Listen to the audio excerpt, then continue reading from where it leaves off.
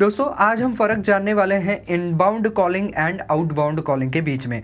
तो कई बार आपने ये देखा होगा कि need a candidate for inbound and outbound calling. तो आखिर ये इनबाउंड और आउटबाउंड कॉलिंग होता क्या है, ये कंसेप्ट क्या है, इसके अंदर क्या करना होता है, इस सभी के बारे में हम बात करेंगे, जिससे कि आपको एक पिक्चर क्लियर हो जाए कि आप अगर इस इंडस्ट्री में जाना चाहते हैं तो आपको किस तरीके का काम करना पड़ेगा और इसके बीच में एक बेसिक डिफरेंस क्या है, जो कि जानने से आपको आपके इंटरव्यू के दौरान भी आसानी होगी अगर आपको ये पूछा जाए तो चलिए दोस्तों शुरू करते हैं। लेकिन उससे पहले अगर आप इस चैनल पर नए हैं, अब तक आपने सब्सक्राइब नहीं किया है तो फटाफट कर दीजिए। तो शुरुआत में करना चाहूँगा इनबाउंड कॉलिंग से। इनबाउंड कॉलिंग में क्या होता है कि आपके प्रोडक्ट के बारे में जानकारी लेने के लिए और साथ ही साथ उसको खरीदने के लिए सामने से कॉल आ रहे हैं, सामने से कस्टमर जो है वो टर्न अप हो रहे हैं आपके प्रोडक्ट्स को खरीदने के लिए। इसके अंदर जो है वो सक्सेस रेट काफ़ी ज़्यादा होता है। इसको आप हॉट कॉलिंग भी कह सकते हैं। हॉट कॉलिंग एक ऐसी फ्रेज़ है जो कि यहाँ पर बीपीओ इंडस्ट्री में बहुत ज़्यादा वाइडली यूज़ की जाती है। तो हॉट कॉलिंग यानी कि वो डील अभी हॉट है जो कि हो सकती है, ये काफ़ी ज़्यादा मतलब दोनों तरफ से जो है वो इसके लिए हामी लगभग हो चुकी है कि ये डील हो सकती है, जिसकी वजह से ही उन्होंने सामने से कॉल किया है। तो इस टाइप के कॉलिंग के अंदर जो है वो सक्सेस रेट ज़रूर ज़्यादा होता है, लेकिन इसके अंदर आपको प्रोडक्ट के बारे में इंफॉर्मेशन इन डेप्थ रखना बहुत ज़्यादा ज़रूरी है। खैर, इनबाउंड या आउटबाउंड कॉलिंग में भी आपको प्रोडक्ट की इन डेप्थ जो है वो इन्फॉर्मेशन होना बहुत ज़्यादा ज़रूरी है, क्योंकि स्पेशली इनबाउंड कॉलिंग में क्या है कि जो व्यक्ति आपसे वो डील करना चाहते हैं वो प्रोबेबली आपके प्रोडक्ट के बारे में बहुत पहले से और बहुत कुछ जानते हैं। तो अब उनके सवाल जो है वो भी बहुत ज़्यादा स्पेसिफिक हो जाते हैं, बहुत ज़्यादा टेक्निकल हो जाते हैं। तो ऐसे में आपको आपके प्रोडक्ट के एक एक चीज़ के बारे में जानकारी होनी चाहिए।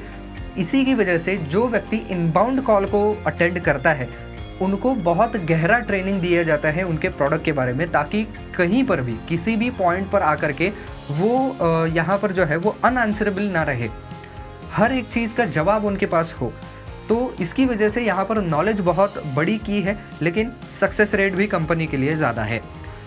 अगला आता है आउटबाउंड कॉलिंग, यानी कि आप खुद से उठ कर के कस्टमर के पास जा रहे हैं अपने प्रोडक्ट्स को लेकर के, उनको ये कन्विंस करने की कोशिश कर रहे हैं कि ये प्रोडक्ट उनके लिए क्यों अच्छे हैं और ये प्रोडक्ट उनको क्यों खरीदने चाहिए।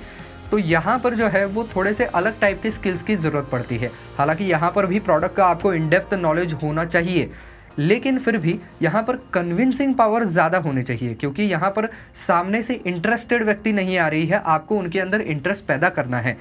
तो उनको ये यकीन दिलाना है या उनके मन में ये कन्विंस उनको करना है कि इस चीज़ की अभी आपको ज़रूरत कैसे है।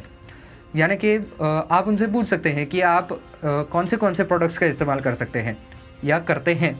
मान लीजिए आप बेच रहे हैं यहाँ पर कोई इस्त्री, आयरन, प्रेस, तो आप कौन से हिस्से का इस्तेमाल करते हैं, कौन से आयरन का इस्तेमाल करते हैं, वो आप उनसे पूछ सकते हैं। उसके अंदर क्या फ़ीचर्स हैं, क्या नहीं हैं, और फिर आप अपना प्रोडक्ट पेश करेंगे कि सर हमारे पास इससे भी बेहतर प्रोडक्ट है और इससे भी बेहतर कीमत पर है और इसके अंदर ये खासियतें हैं। हमारे कंपनी के साथ अगर आप ये डील करते हैं या हमारा प्रोडक्ट खरीदते हैं तो हम इतने साल की वारंटी देते हैं, हमारे प्रोडक्ट्स के बारे में रिव्यू आप यहाँ पर पढ़ सकते हैं।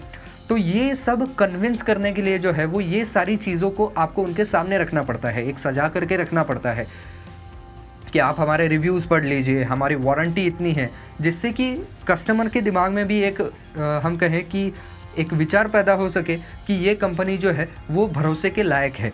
कल को अगर हमारे प्रोडक्ट को कुछ हो भी गया तो भी ये यहीं पर बैठे हुए हैं, ये हमारा प्रोडक्ट ठीक करके देंगे और जो प्रोडक्ट अभी हम इस्तेमाल कर रहे हैं उससे भी बेहतर कुछ ये लाए हैं जो कि हमारे फ़ायदे का हो सकता है। तो इसको आप कोल्ड कॉलिंग भी कहते हैं। बीपीओ के इंडस्ट्री के अंदर इसको कोल्ड कॉलिंग नाम की टर्म से जाना जाता है। तो इसको कोल्ड कॉलिंग क्यों कहते हैं? क्योंकि इसके अंदर सक्सेस रेट जो है वो हम कह सकते हैं कि 50-50 होता है। कई बार आपको ना भी सुनना पड़ता है क्योंकि उनको उसकी ज़रूरत नहीं होती है या अभी वो उसको बाय करने के मूड में नहीं है, तो ना भी सुनना पड़ता है। आप भले ही उसके अंदर उस कॉल में आधा घंटा खपाएं, अपना 1 घंटा खपाएं या 2 घंटे खपाएं, उससे फ़र्क नहीं पड़ता है। लेकिन अगर सामने से इंटरेस्टेड ही नहीं है वो व्यक्ति तो वो नहीं ही होगा, या तो कोई एक 15 मिनट के कॉल में भी यहाँ पर जो है वो आपको डील मिल सकती है। इसकी वजह से इसको कोल्ड कॉलिंग कहते हैं। तो इसके लिए जो है वो अलग से स्किल सेट चाहिए होगा, जैसे कि मैंने अभी कहा।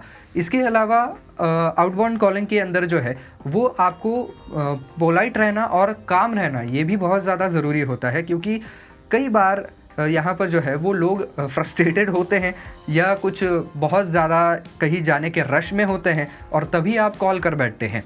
तो ऐसे में आप ये गारंटी नहीं दे सकते हैं कि सामने वाला व्यक्ति जो है वो यहाँ पर फ़ोन नहीं काटेगा या बुरी तरीके से बात नहीं करेगा, इस बात की गारंटी नहीं दी जा सकती है। तो इसके लिए आपको खुद को अंदर से शांत रहना बहुत ज़्यादा ज़रूरी है। भले ही सामने से गालियाँ भी क्यों ना पड़ रही हो, आपको बिल्कुल अच्छी भाषा में ही उनके साथ बात करनी पड़ेगी। तो दोस्तों ये मेन डिफरेंसेस होते हैं इनबाउंड और आउटबाउंड कॉलिंग के अंदर।